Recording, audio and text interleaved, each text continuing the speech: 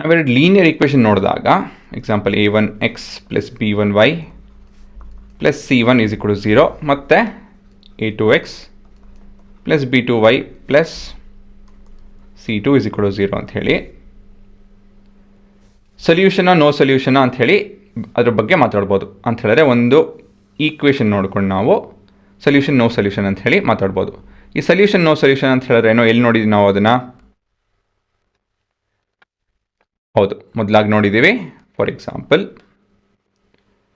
ಇವಾಗ ನಾನು ಇದನ್ನು ಎಕ್ಸಿಕ್ಯೂಟ್ ಮಾಡ್ತು ಅಂತ ಹೇಳಿದ್ರೆ ಸೊ ಇಲ್ಲಿ ನೋಡ್ಬೋದು, ಇದರಲ್ಲಿ ಸೊಲ್ಯೂಷನ್ ಇದೆಯಾ? ಹೌದು. ಇಷ್ಟಿದೆ, ಒಂದೇ ಒಂದು. So when we have two lines crossing each other this to have one solution.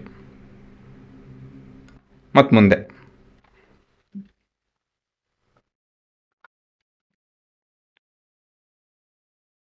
So ಈ ಥರ ನೋಡ್ತು ಅಂತ ಹೇಳಿದ್ರೆ ಇದರಲ್ಲಿ ಎಷ್ಟು ಸೊಲ್ಯೂಷನ್ ಇದೆ? ಇನ್ಫೈನೈಟ್ ಸೊಲ್ಯೂಷನಾ? ತಪ್ಪು, no solution. When two lines are parallel to each other they have no solution.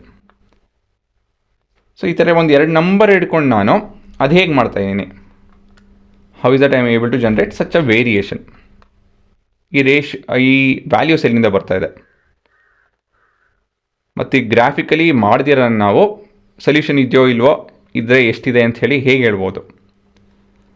So ಇಲ್ಲಿ for example it has infinite solution because the lines are overlapping.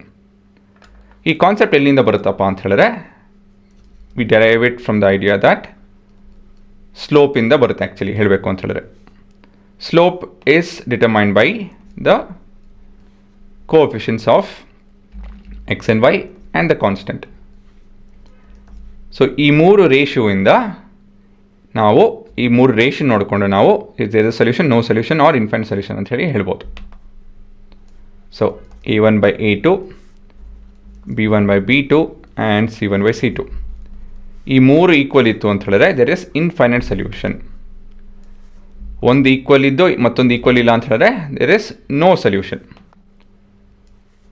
ಈ ರೇಷಿಯೋ ಈಕ್ವಲ್ ಇಲ್ಲ ಅಂತ ಹೇಳಿದ್ರೆ there is one solution. So ಹೇಳಬೇಕು ಅಂತ ಹೇಳಿದ್ರೆ ಈ particular ಎರಡು ಎಕ್ಸ್ಪ್ರೆಷನ್ನು it determines this nature of relationship ಅಲ್ವಾ? ಸೊ a1/a2, b1/b2 ಇದು ಸ್ವಲ್ಪ ಕ್ರಾಸ್ ಮಲ್ಟಿಪ್ಲೈ ಮಾಡಿ ಇದನ್ನೆಲ್ಲ ಅರೇಂಜ್ ಮಾಡ್ತು ಅಂತ ಹೇಳಿದ್ರೆ ಬೇಸಿಕಲಿ ಈ ಪರ್ಟಿಕ್ಯುಲರ್ ಎಕ್ಸ್ಪ್ರೆಷನ್ನು ನಮಗೆ ಈ ರೀತಿಯಲ್ಲೆಲ್ಲ ಸಹಾಯ ಮಾಡುತ್ತೆ. ಗೊತ್ತಾಯ್ತಾ? ಸೊ ಇದಕ್ಕೆ ನಾವು ಡಿಟರ್ಮಿನೆಂಟ್ಸ್ ಅಂತ ಹೇಳಿ ಹೆಸರು ಕೊಟ್ಟಿದ್ದೀವಿ. ಆಯಿತಾ ಹುಡುಗರ? So this is a small introduction to your topic of determinants.